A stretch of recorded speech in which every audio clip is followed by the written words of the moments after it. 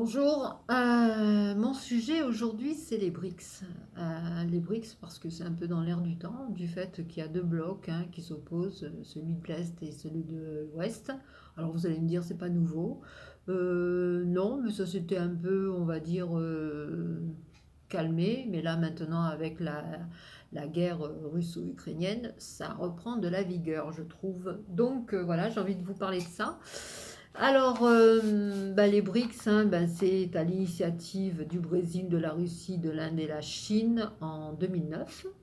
Et ensuite, ça a été rejoint par l'Afrique du Sud en 2011. Alors à l'époque, tout ce qui a été l'Occident, tout ce qui a été le monde journaliste, le monde, je sais pas moi, enfin tout, ils ont condamné cette organisation en disant bon ben ça va pas tenir. En plus de ça, c'est des pays là qui sont au ras des pâquerettes. Qu'est-ce que ça va donner? Voilà, donc ça va gicler en un temps record. Sauf qu'en un temps record, 20 ans, 21 ans après, ils sont toujours là et de plus en plus forts. Donc le truc, c'est qu'en fait, ces pays qui étaient en voie de développement, qui étaient ce qu'on appelait les pays émergents, eh bien, ils ont bien émergé depuis. Alors, à l'époque, ils étaient avec un taux de croissance ascendant, hein, très dynamique. La Chine, vous prenez aussi l'Inde, et bon, la Chine, on a vu hein, que ça s'est bien développé rapidement. Quant à l'Inde, les retombées socio-économiques se sont vues un petit peu plus lentement, mais on les voit puisque maintenant, de toute façon, l'Inde est quand même reçue de partout et on, on cherche aussi les marchés en Inde, hein, ça c'est évident, hein, le monde occidental cherche les marchés en Inde. Donc voilà, la Chine, elle, tout le monde le sait, est devenue une superpuissance, si ce n'est pas la superpuissance face aux États-Unis. Donc, il a fallu du temps pour que l'Occident apprécie quelque part cette organisation, enfin appréciée entre guillemets, parce que euh, quand ils font des sommets internationaux, en général, ils les snobent, quoi, hein, ils les invitent pas. Et ce à quoi les BRICS répondent aussi en se moquant d'eux, en les narguant, quoi, quelque part, hein, voilà. Alors, donc, ça n'a pas volé en éclats, ou bien au contraire, ça s'est renforcé, puisque maintenant, on est bien obligé de constater qu'ils occupent une place prépondérante dans l'économie, au point de vue stratégique, au point de vue géopolitique. Enfin bon, voilà, donc il, euh, il faut quand même composer avec ces BRICS et qui eux-mêmes ont fait une institution commune pour faire un fonds de réserve financier et qui aide les pays qui sont en faiblesse financière ou en voie de développement.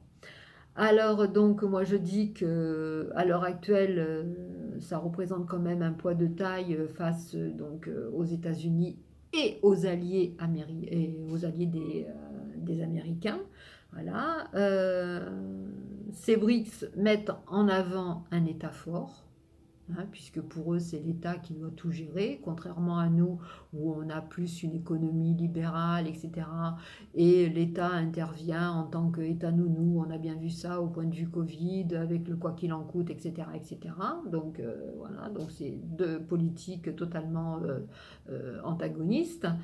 Et donc c'est leur façon à eux de voir leur développement.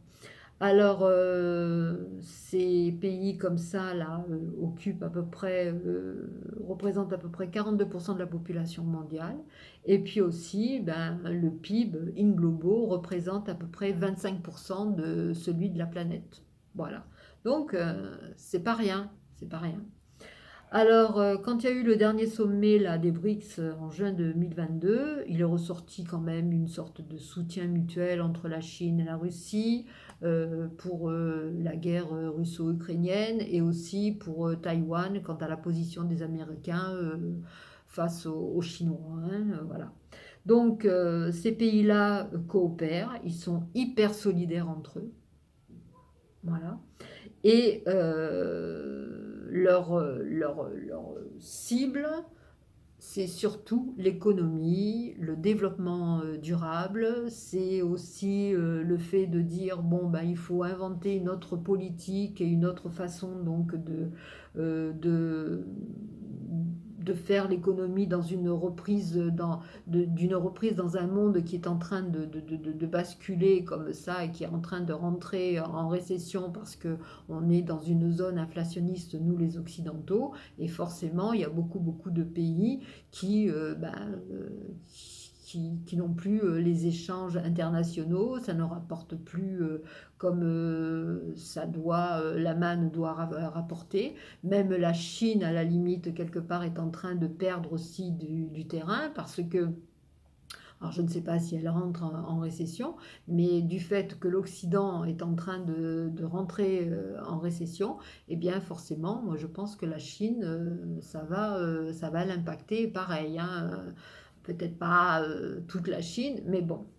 Alors donc, ces pays parlent d'un nouveau modèle en marge de celui des Occidentaux surtout, et notamment, vous les voyez aussi bien souvent en Afrique, où la Chine fait du commerce, où la Russie, elle aussi, s'en va de plus en plus voir l'Afrique. Alors, ce qui s'est passé récemment à travers le Mali, c'est-à-dire le départ des Français du Mali, parce qu'il y avait la milice Wagner et ensuite il y avait aussi la junte malienne qui ont poussé les Français à partir. Bon, ça, c'est encore un autre problème. Mais toujours est-il que du fait, quelque part, bah, du développement, eh bien, les Russes, les Chinois cherchent d'autres marchés. Voilà, donc ils veulent aussi arrêter, donc ils veulent une réforme du système multilatéral. Et puis aussi, eh ben, ils veulent quelque part, je vous dis, face à l'espèce d'ordre mondial qui est en train de s'instaurer, du nouvel ordre mondial qui est en train de s'instaurer en Europe, ils veulent contrer cette espèce de politique, d'idéologie.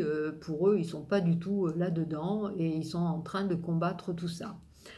Alors, avant que les BRICS n'existent, il y a eu l'OCS. Alors l'OCS elle-même découle d'une organisation qui n'existe plus maintenant, puisque c'est l'OCS, on va dire, qui a pris sa place.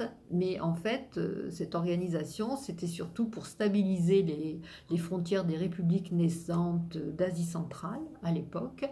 Et maintenant, l'OCS, eh bien, c'est quoi? C'est l'organisation de coopération de Shanghai. Alors cette année, ça s'est fait les 15 et 16 septembre à Samarcande, en Ouzbékistan. Alors il y a eu plein de chefs d'État internationaux qui sont venus donc à ce sommet. C'est une sorte d'accord, de conglomérat de pays, de régions. Ils sont venus là pour parler de politique, de voir un peu quel ça pourrait être l'avenir et leur développement, etc., etc. Alors donc il y avait Erdogan qui a été l'invité avec comment il s'appelle, Aliyev, l'Azerbaïdjanais. Ensuite, cette, ces pays membres là, ben, il faut compter, il y a eu je crois que c'était en 2016, c'était l'Inde qui a adhéré à l'OCS. Après, il y a eu le Pakistan. Ensuite, l'Iran, je crois qu'elle est entrée. Ou en tout le cas, si elle n'est pas entrée, ça va, je pense que ça va le faire là. Ensuite, donc voilà, donc ce sont des alliances qui ont une raison économique. économique, je vous dis, pour faire développer leur pays, leur région. Et moi, je pense qu'à travers les sanctions là, qui se passent voilà, pour la Russie, eh bien, ce sont des pays comme ça qui vont pouvoir bénéficier, qui vont pouvoir effectivement se développer et développer aussi leur PIB. Voilà. Moi, je pense que ça va bénéficier à beaucoup, beaucoup de pays qui sont comme ça, qu'on ne voit pas, qu'on entend très peu parler, ou sinon, quand on en entend parler, c'est au sujet de guerre, de guérilla, etc. Donc là, je pense que il va y avoir un impact fort à cause des sanctions, parce que eh bien, la Russie cherche d'autres marchés, effectivement. Voilà, donc c'est une organisation, c'est la plus grande organisation régionale du monde, hein, voilà. Mais comme je vous disais tout à l'heure concernant la stabilité des frontières, eh bien c'est surtout que, comme vous avez vu, l'Azerbaïdjan avec l'Arménie qui se sont foutus dessus hein, pendant un certain temps, là, il y a pas si longtemps que ça. Donc il y a aussi le Kirghizistan et le Tadjikistan qui sont rentrés aussi un peu en conflit. Donc, ces pays membres-là, même s'ils entrent en conflit, eh bien, il y a quand même une sorte de, de prépondérance de la Russie, de la Chine et de l'Inde qui essayent de les calmer, qui essayent de les temporiser. Hein, voilà, c'est pour un peu les maintenir aussi. Hein, voilà. Donc, concernant ces fameuses sanctions, eh bien, la Russie, elle vend son pétrole, elle le brade, hein, moi je dis, de toute façon, parce que maintenant la Chine importe à peu près 2 millions de barils jour, et quant à l'Inde, eh ben, elle en importe 1 million par jour, elle aussi. Donc ce sont des pays qui sont en train de fortifier leur infrastructure, qui sont en train de se développer par rapport à ces sanctions, et aussi la Russie a, paraît-il, une manne financière inespérée, tellement elle reçoit énormément de cash.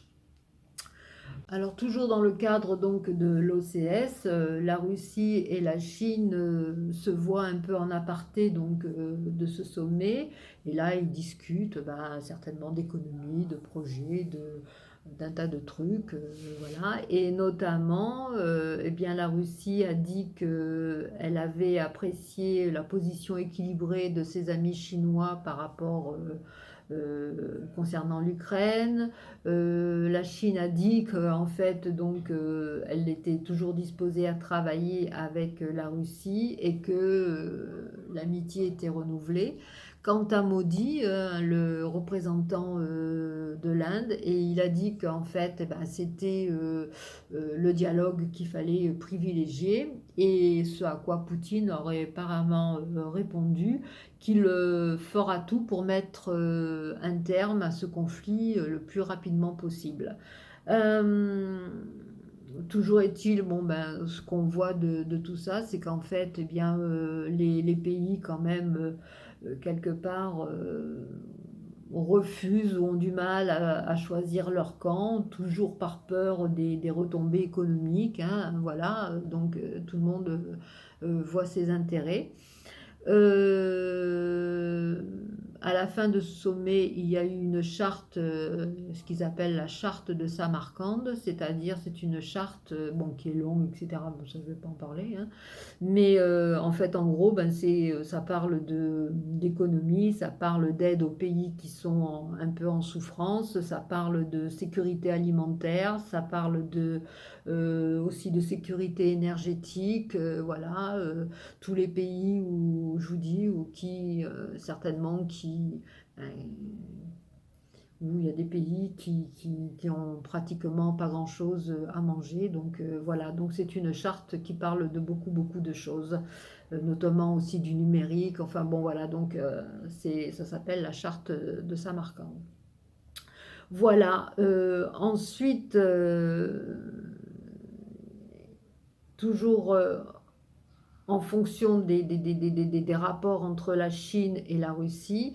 Ce qu'il faut savoir, c'est que quand même, il y a quand même une ligne ferroviaire qui joint la Russie à la Chine, etc. Il y a un projet là, mais ça c'était bien en amont, bien avant, je crois, la guerre Ukraine-Russie, parce que ça s'appelle Force de Sibérie 2. Alors, il y a déjà un gazoduc qui s'appelle Force de Sibérie 1 et qui dessert la Sibérie et qui s'en va jusque dans le nord-est de la Chine. La Chine a dit qu'elle allait augmenter donc ses demandes et forcément donc la Russie va augmenter donc ses livraisons par rapport à ce gazoduc de Force de Sibérie 1. Et là, il y a un autre gazoduc qui va être mis en route en 2024 parce que ça va desservir donc toute l'économie chinoise via la Mongolie. Alors voilà, donc quelque part aussi, est-ce que ça va remplacer Nord Stream 2 qui desservait donc à partir de la Russie jusqu'en Allemagne, qui desservait le gaz russe? Est-ce que c'est pour pallier ça? Mais bon, ça j'en suis moins certaine. Moi je pense que c'est surtout parce que la Chine et la Russie développent leur économie et voilà, donc après allez savoir ce qui va se passer, l'avenir nous le dira. Ben voilà, c'était mon regard, ouais, si on veut. Allez, je vous souhaite une bonne journée, hein. Salut!